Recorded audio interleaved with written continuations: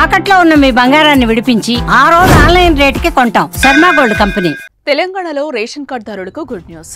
దొడ్డు బియ్యం తినడానికి ఇబ్బంది పడి సన్న బియ్యం కొనలేకపోతున్న వారికి ప్రభుత్వం శుభవార్తను అందించింది. రేషన్ దుకాణాల్లో సన్న బియ్యం పంపిణీకి రంగం సిద్ధం చేసి ముహూర్తం ఫిక్స్ చేసింది.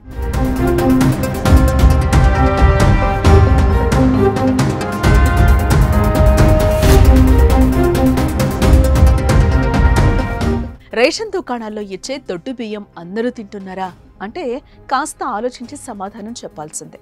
ఎందుకంటే చాలా మంది ఆ బియ్యాన్ని తినడం లేదు. ప్రభుత్వం నిధులు కేటాయించి పేదలకిస్తున్న రేషన్ బియ్యం పేదవారి కడుపు నింపడం పక్కన పెడితే వాటితో వ్యాపారులు గల్లాపెట్టులు గల్గల్మంటున్నాయి. రేషన్ రైస్ పక్కదారి పడుతున్నాయి.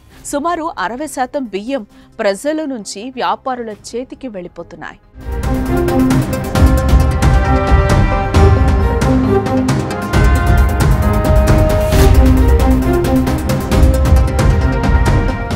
పేద ప్రజలకు బియ్యం భారం కాకూడదని, వారు కడుపు నిండా తినాలనే ఉద్దేశంతో రేషన్ దుకాణాల్లో రేషన్ కార్డుదారులకు బియ్యాన్నిస్తున్నారు. కానీ ఇలా పక్కదారి పట్టడంతో ప్రభుత్వం దొడ్డు బియ్యం స్థానంలో సన్న బియ్యం పంచాలని తెలంగాణ సర్కార్ భావించి అందుకు ముహూర్తం సిద్ధం చేసింది.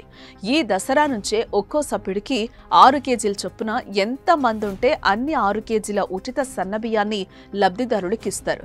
ఏప్రిల్ 1 నుంచి రాష్ట్రంలోని అన్ని రేషన్ షాపుల్లో సన్న బియ్యం ఇవ్వనున్నట్లు పౌర సరఫరాల శాఖ వర్గాలు వెల్లడించాయి.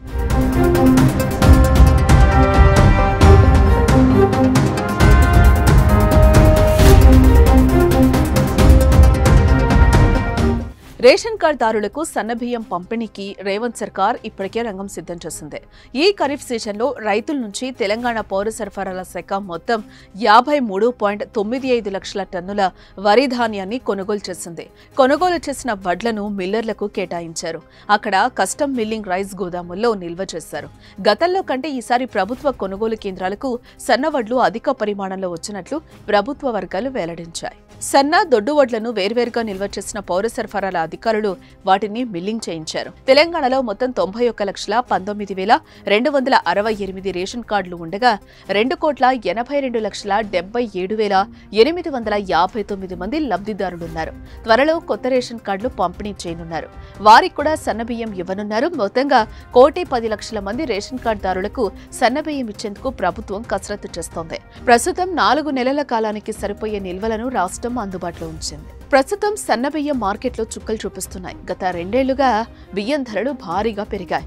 ఈ నేపథ్యంలో అవసరానికి బియ్యం కొనే పేదలతో పాటు దొడ్డు బియ్యం తినలేక సన్నబియ్యం కొనేవారికి ఇంటి బడ్జెట్ భారీగా పెరిగిపోతుంది. ఈ నేపథ్యంలో రాష్ట్ర ప్రభుత్వం సన్నబియ్యం పంపిణీకి శ్రీకారం చుట్టడం ప్రజలు ఆనందం వ్యక్తం చేస్తున్నారు.